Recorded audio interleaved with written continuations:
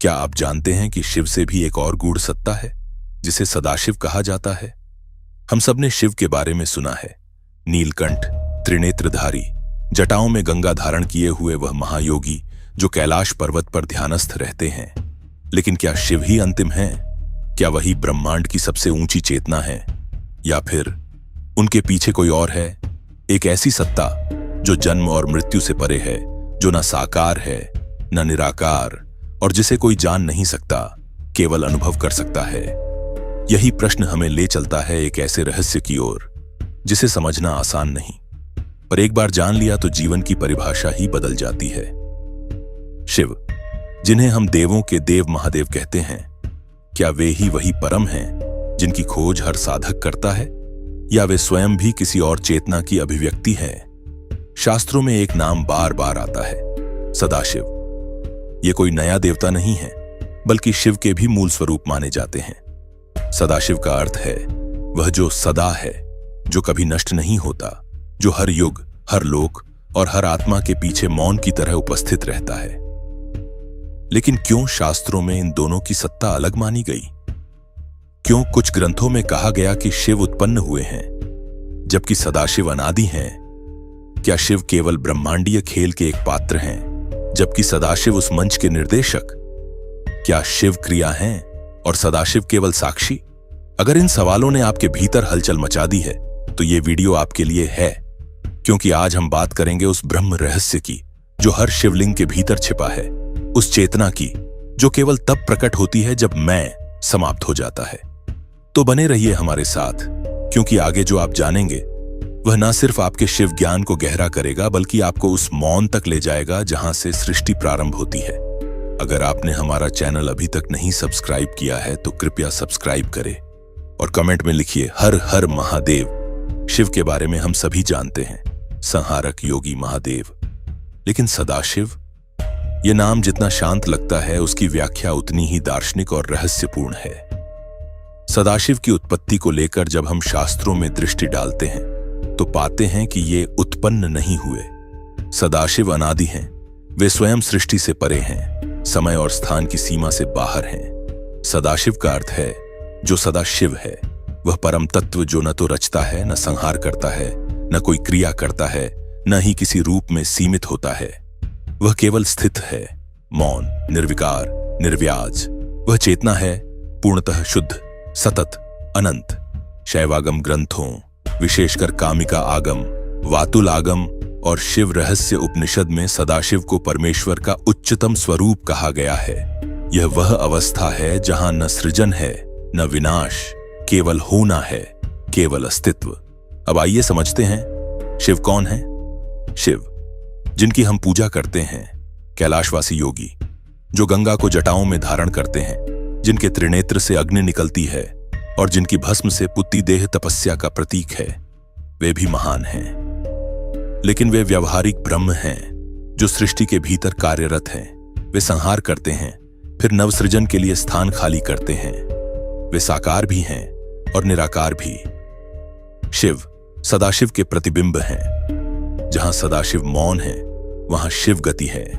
जहां सदाशिव शुद्ध चेतना है वहां शिव उस चेतना की प्रभावना है। शिव हमें ध्यान सिखाते हैं, वैराग्य की ओर ले जाते हैं, भक्ति के माध्यम से मुक्ति की ओर। शिव वही हैं जो साधक को अपनी ओर बुलाते हैं, लेकिन सदाशिव वही हैं जहां साधक अंत में विलीन हो जाता है। अब आइए उस पहले प्रश्न की ओर लौटें, क्या शिव ही अंतिम है? उत्तर है नहीं। शिव अंतिम तक पहुंचने का मार्ग है, लेकिन जो अंतिम है, जो स्थायी है, जो परम शिव है, वह सदाशिव है। क्या शिव स्वयं भी किसी चेतना की अभिव्यक्ति है? हां, शिव स्वयं भी सदाशिव की लहर है, जैसे समुद्र से उठती एक तरंग। वह तरंग शक्तिशाली है, सौंदर्यपूर्ण है, लेकिन उसका मूल सदैव समुद्र में ही रहता है। क्या शिव क्रिया है और सदाशिव केवल साक्षी? बिल्कुल। शिव की उपस्थिति में नृत्य है, तांडव है, सृष्टि का संचार है, लेकिन सदाशिव बस देखते हैं, न कुछ जोड़ते न घटाते। वो केवल हैं। इसलिए जब कोई साधक शिवलिंग के सामने ध्यानस्थ होता है तो वह केवल शिव को नहीं बल्कि सदाशिव की चेतना को भी स्पर्श करता है। शिव के माध्यम से वह सदाशिव की ओर अग्रसर होता है। शिवलिंग का ऊपरी गोल भाग, वह परम बिंदु, वही है सदाशिव का प्रतीक, और यही वह शाश्वत सत्य है जो शिव और सदाशिव के बीच की सबसे विशाल और रहस्यमयी ज्योति रेखा खींचता है। यह रेखा किसी भौतिक सीमा रेखा जैसी नहीं, बल्कि चेतना के दो आयामों के बीच की अंतःस्थ रेखा है, जहां एक ओर शिव हैं जो प्रकट हैं, साकार हैं, हमारे ध्यान, भक्ति और अनुभव के क्षेत्र में आते हैं, और दूसरी ओर सदाशिव हैं जो अव्यक्त हैं, निर्गुण हैं, परंतु सबसे अधिक व्यापक हैं। शिव वह द्वार हैं जहां से साधक ब्रह्म की अनुभूति में प्रवेश करता है। वे ध्यान का आरंभ हैं, पूजा की मूर्त अभिव्यक्ति है, और संसार में स्थित होकर भी संसार से परे ले जाने वाले मार्गदर्शक हैं। परंतु सदाशिव वे वह मौन केंद्र हैं जहां यह यात्रा समाप्त होती है। वहां न पूजा है, न विचार, न भाव, केवल शुद्ध उपस्थिति है, पूर्ण तटस्थता, पूर्ण चैतन्यता। यही कारण है कि शिव को साधना का प्रारंभ माना गया है और सदाशिव को उस साधना का परम फल। शिव प्रवेश है, सदाशिव पूर्णता। तो अगली बार जब आप शिव की आराधना करें, ध्यान की आंखों से उस मौन को भी देखने का प्रयास कीजिए जो शिव की गतिविधियों के पीछे स्थिर खड़ा है। वही मौन है सदाशिव। अब जब हमने सदाशिव और शिव के रहस्य को समझा, तो स्पष्ट हो जाता है कि यह केवल दो नामों का भेद नहीं, बल्कि दो अवस्थाओं का भेद है।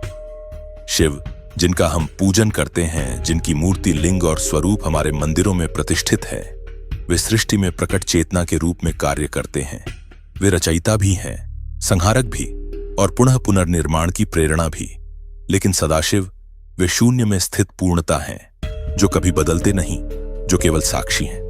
जहां शिव साधक को अनुभव कराते हैं, वहां सदाशिव उसे अनुभव से परे ले जाते हैं। वहां जहां न द्वैत है, न भेद, केवल मैं ही मैं है।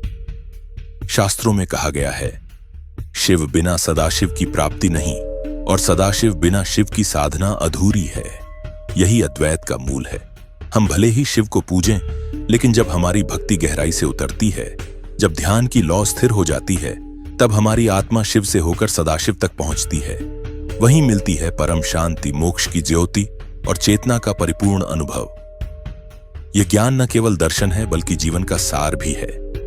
जब हम समझते हैं कि हर क्रिया के पीछे कोई अक्रिय, हर गति के पीछे कोई मौन और हर आवाज के पीछे कोई शांति है, तो हम शिव के आगे सिर झुकाते हैं, लेकिन हृदय से सदाशिव को समर्पित हो जाते हैं। तो मित्रों, इस गूढ़ विषय को जानने और आत्मा में उतारने के लिए आपने जो समय दिया, उसके लिए आपका धन्यवाद। आशा है कि शिव की कृपा आप पर सदा बनी रहे और सदाशिव का प्रकाश आपके भीतर जागे। अगर आपको यह वीडियो और इसका दर्शनात्मक विश्लेषण पसंद आया हो, तो कृपया इसे लाइक करें, अपने अपनों के साथ शेयर करें और चैनल को सब्सक्राइब करना न भूलें। आपके एक क्लिक से हमें अगली यात्रा में और गहराई तक उतरने की प्रेरणा मिलती है। हर हर महादेव। ओम नमः शिवाय। धन्यवाद।